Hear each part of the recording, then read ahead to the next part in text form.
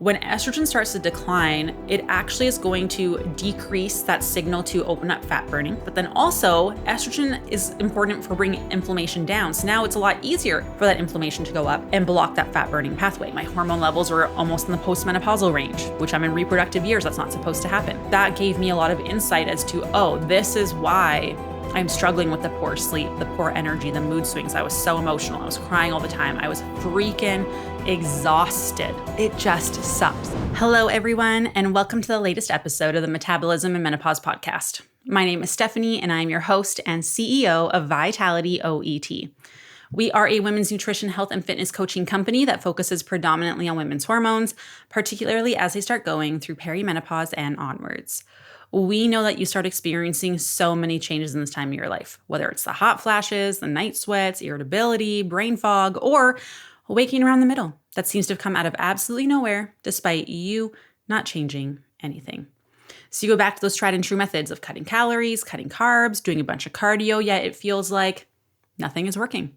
You're putting in all this effort and you are just moving backwards. But we know now that your body is inherently different now that you've gone through these hormonal changes.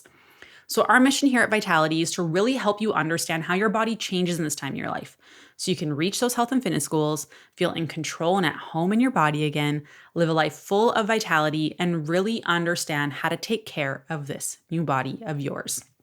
So today, we are kicking off a series of the different hormonal imbalances that can actually block your fat-burning pathways and overstimulate your growth pathways. And the reason that that is so important is because if your fat-burning pathway is blocked, and that overstimulated growth pathway is happening, we know that your body is being told, hey, we have enough resources, let's store, despite the fact that you are eating less, moving more, eating clean, getting your protein, having a calorie deficit, fasting, cutting your carbs, doing all the right things.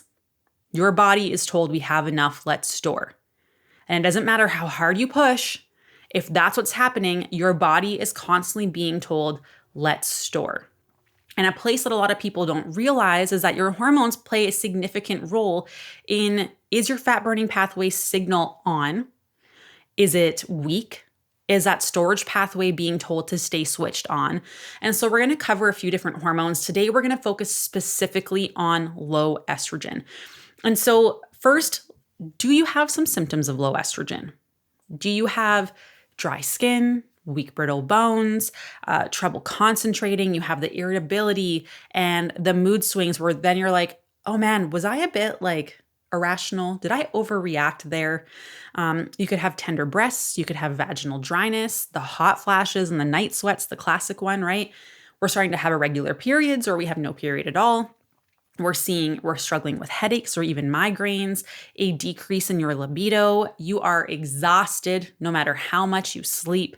And then you also have trouble sleeping, which is really annoying. We start having more sugar cravings. Our blood sugar starts getting out of whack. And then, of course, that wonderful weight gain that seems to occur around the belly that we are trying to actively get rid of, but nothing seems to be working. So this is a very common imbalance that we see. And obviously, estrogen is going to start declining during perimenopause and menopause, right? We see this in women happening as young as their 30s. We see it in 40s. We see it in 50s, right? And so what happens is when estrogen starts to decline, it actually is going to decrease that signal to open up fat burning. And it's going to kind of leave that storage pathway unchecked because one of the roles that estrogen has is to kind of keep moderating that so that we're not overstimulating. So when it decreases, we tend to go into that over storage state, which obviously we don't want. And everyone's like, well, if this happens and estrogen declines, how am I supposed to fix it, right? Because it's going to decline eventually. Is HRT going to fix this problem? So HRT can help with a lot of symptoms. Absolutely. And there's tons of health benefits too, but it's not going to help you lose weight. And I'm going to touch on that right away here. And so what we see is estrogen plays a massive role in like our bone health, our cognitive health, our brain health, our gut health. But there's some things that really pertain to our ability to be able to lose weight that we don't realize are side effects of low estrogen that can really make it harder to lose weight and also contribute even more to a blocked fat burning and to that overstimulated storage pathway. And so what we see is, First of all, our mitochondria. You've probably heard the mitochondria are like the powerhouse of the cell, right? We've all heard that from Biology 30 in high school. But what does that really mean? Well, mitochondria, their role is to, grab energy from our food or from our fat cells. It enters our mitochondria, it turns it into energy so that we have energy. So if you have low energy, you're like, oh, I don't think that's working very well, right? So that's one major role that it has, but it's the ability to use energy, right? To take things in our body, turn it into fuel for our body to be able to use. Very, very important. So what we see is when estrogen declines, mitochondrial function also declines. It's less efficient. And so we start to get more tired, but also if it takes longer or it's harder for energy to enter the mitochondria, we tend to go into that storage pathway, right? Oh, we can't use it right away. It gets stored as fat. And we don't want that. But also, when this is slow, we see an increase in oxidative stress and inflammation. Inflammation itself is going to block fat storing or block your fat burning pathway. And so that's an issue. Not to mention that when estrogen goes down, we also see blood sugar control gets worse naturally on its own. So we already have a blood sugar issue, which sends us down that storage pathway again, blocks fat burning, reduced mitochondrial function. This also happens, but then also estrogen is important for bringing inflammation down. So now it's a lot easier for that inflammation to go up and block that fat burning pathway. Then we see with estrogen declining, it's harder to build and maintain muscle mass. We want muscle mass because it burns a lot of calories at rest, obviously making it easier to lose weight. If our body sucks at burning calories, very easy to gain weight. But muscle mass is also going to help with hormones. It's going to help with inflammation. It's going to help with our blood sugar control. So we have a lot of extra whammies here just from declining estrogen that are going to kind of amplify that blocked fat burning pathway and overstimulating that storage pathway. And then we have the added issue of detoxification typically gets worse. And what happens here is toxins need to go somewhere. If our body can't break it down and get rid of it because we're not having regular bowel movements, because we're dehydrated, because we're inflamed, because we're not getting enough protein, what we see is those toxins get stored in our fat. But that's a problem because the fat cells will actually change their structure. When that structure changes, it's harder to break down and get rid of that fat.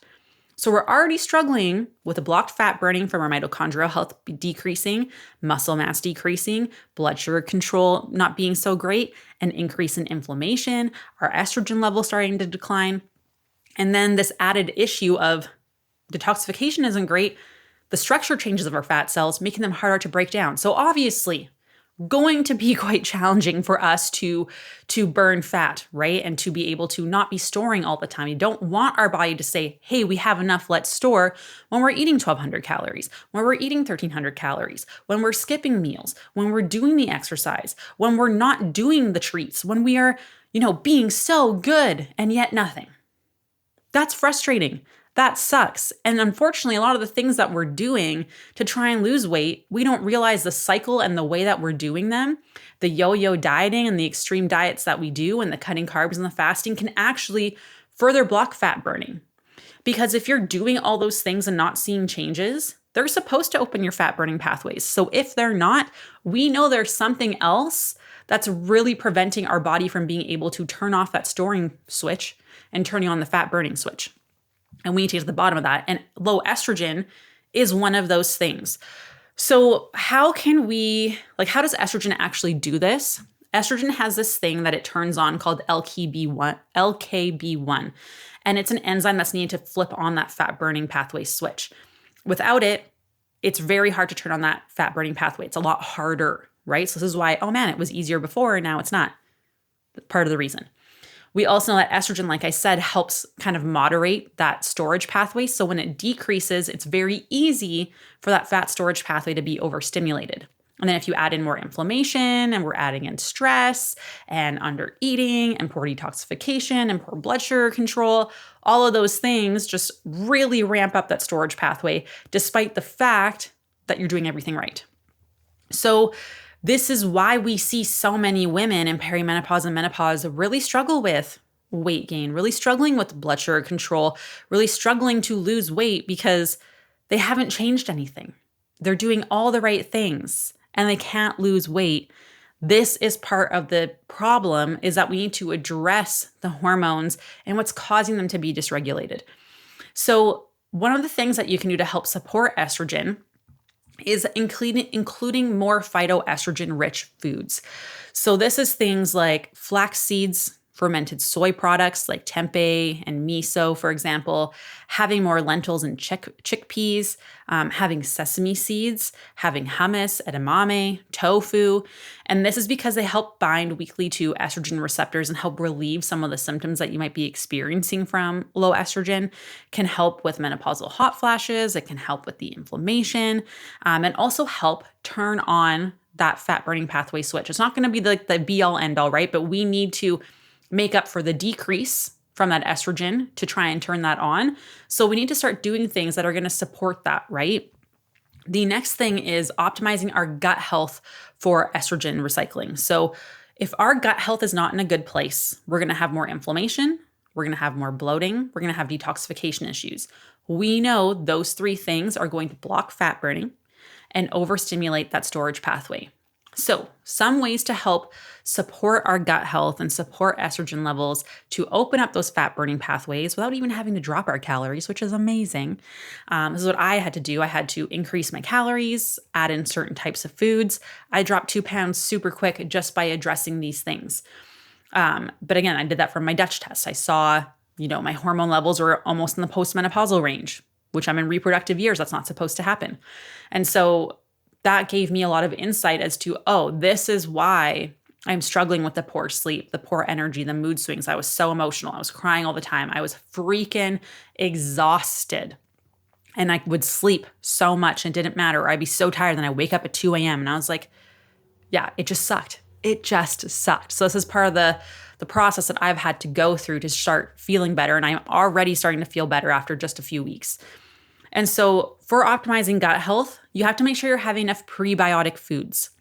These are fiber-rich carbohydrates. So this can come from whole grains. This can come from oats. Comes from apples, pears, chia, artichokes. There are so many wonderful high fiber prebiotic type foods.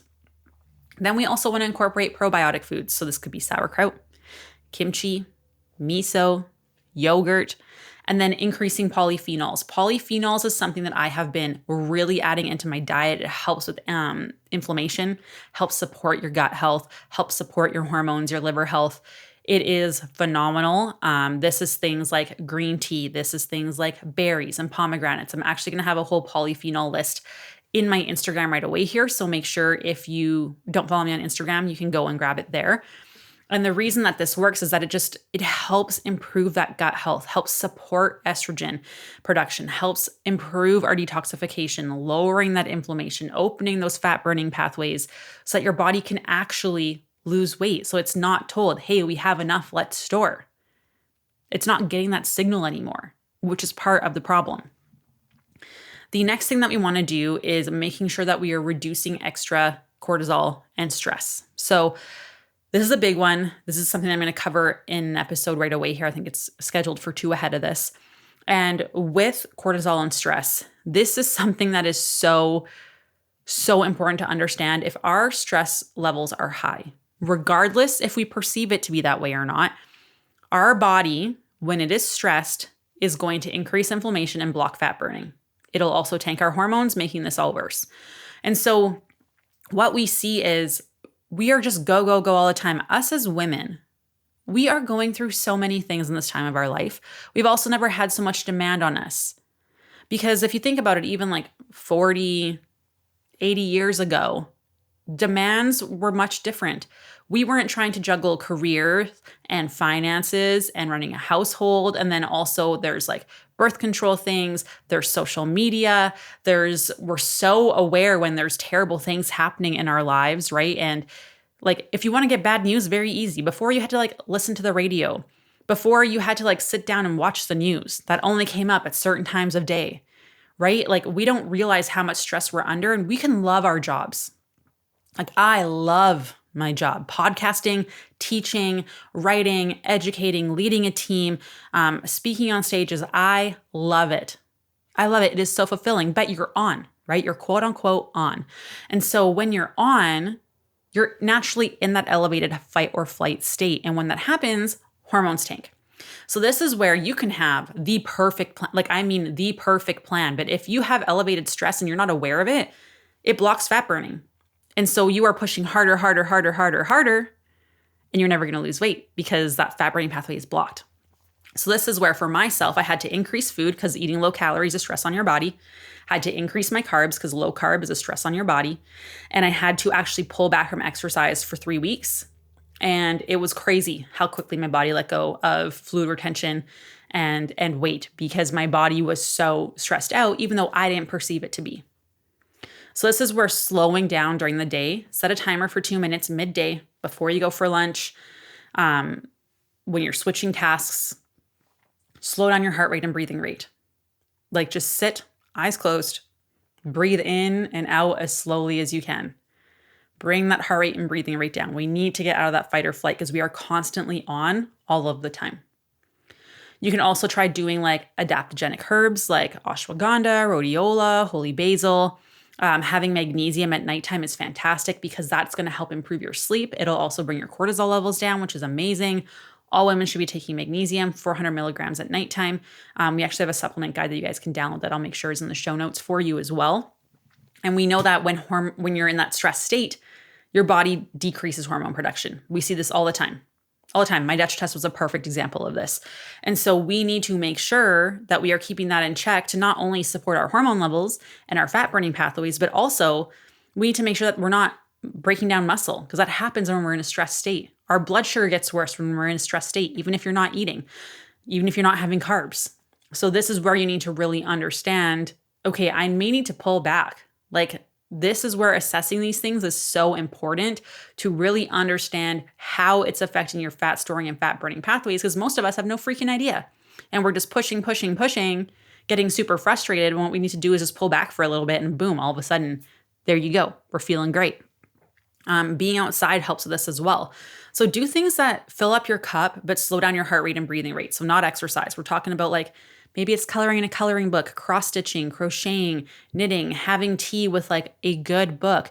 For myself, it's spending time with my Bible, spending time in devotional and prayer.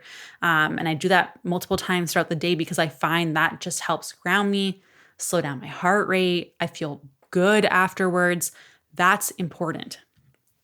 Then the next thing I want to talk about is avoiding xenoestrogens because these are things that mimic estrogens in our body and can lead to some pretty adverse effects.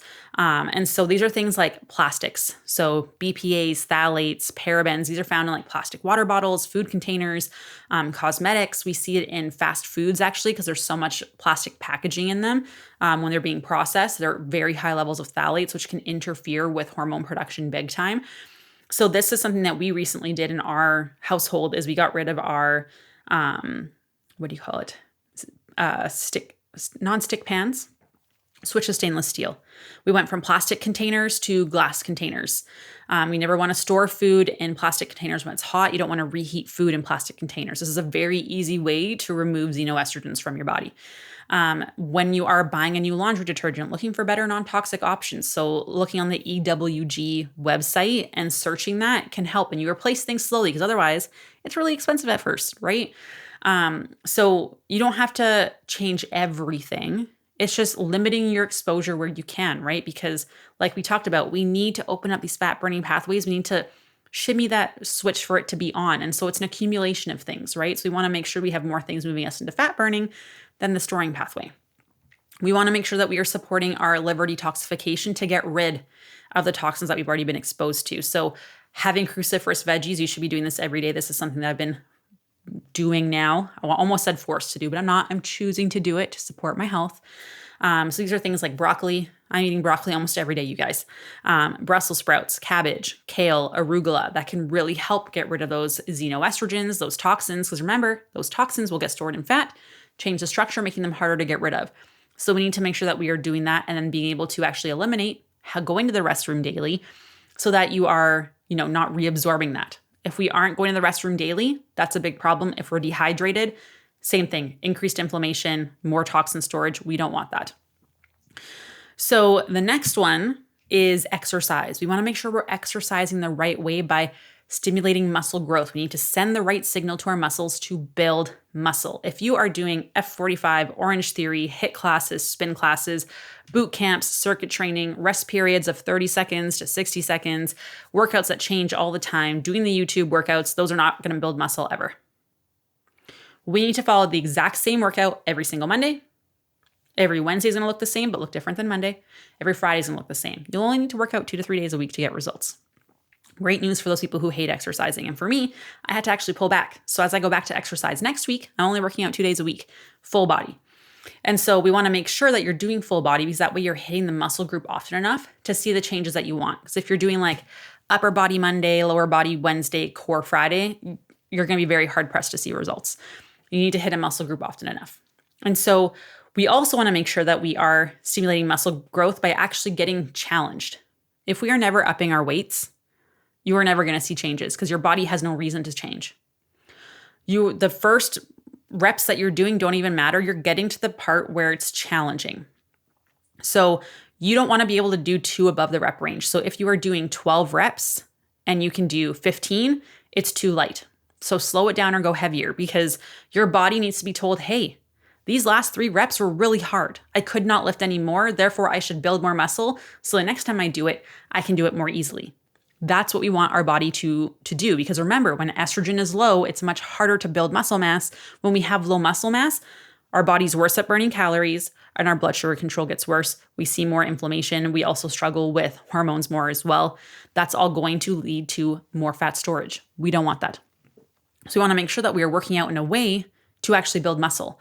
And so if you don't want to go heavier, go slowly. Have you tried doing lunges where you're just bobbing up and down? A split squat is what it's called. Have you tried doing 3 to 5 seconds lowering, pausing, 3 to 5 seconds on the way up? Try doing that 10 times with like the weight that you usually do versus trying to go heavier. Tell me that your legs aren't shaking after. Tell me that you don't feel like you can do an extra rep, right? That's how we challenge ourselves. That's how we send that muscle building signal. Making sure that you are actually lifting heavy. You need that to build muscle, okay? That's going to send that signal to our body as well. And then we want to make sure we're focusing on the right nutrients to support our estrogen, to open up those fat burning pathways. So vitamin D, most people are not doing so hot there. That is going to help support your hormone balance. Again, these are going to be in that supplement guide for you at the end of the show notes here. Then we have omega-3s, very hard to get in our standard diet. Supplementing is great.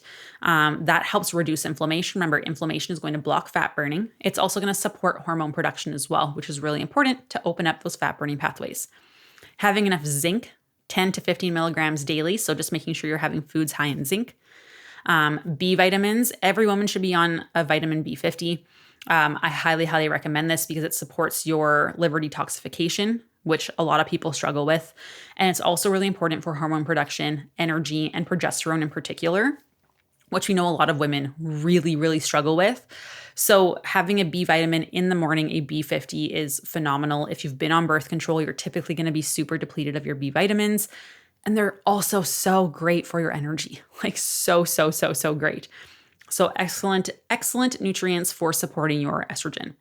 And so when we're looking at overall, how do we support estrogen? You want to make sure you're eating those phytoestrogens, having those cruciferous veggies, doing the appropriate kind of strength training, improving your gut health by having those carbohydrates with fiber and prebiotics.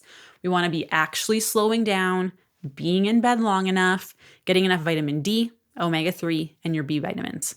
We want to make sure we are avoiding those BPAs, those plastics, those highly processed packaged foods.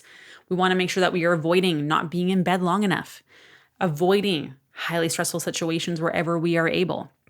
Avoid eating low calorie for a prolonged period of time. We're talking 12 weeks or more, right? We don't want to be there.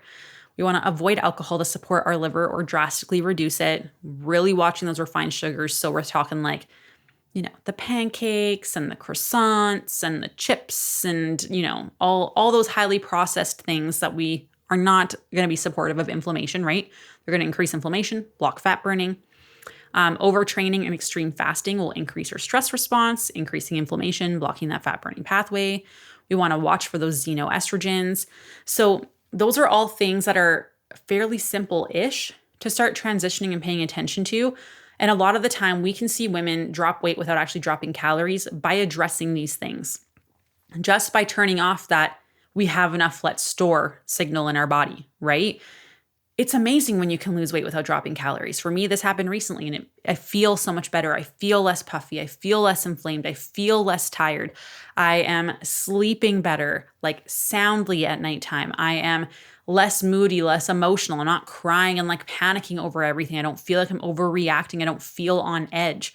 So something I was really, really struggling with. And so I'm feeling better now, but it's not just like, oh, I feel better now, I can drop calories. No, like I need to make sure my body is getting healed enough so that when I drop down, I'm not going to put myself in this stress response again. So again, that supplement guide for you is in the show notes, and make sure you subscribe because we're going to go into other categories of different hormonal imbalances that are blocking your fat burning and are overstimulating that fat storing pathway. And I don't want you to miss those because there's a lot of different things that can really be put into play here. And we got to figure out which thing is most likely for you. What's the biggest issue? But implementing anything that I mentioned today is going to help open up those fat burning pathways. So pick a couple and really focus on those and then slowly start adding things. Don't change everything at once, just baby steps. So make sure you subscribe so you don't miss any of the following episodes, and I will talk to you soon. Bye.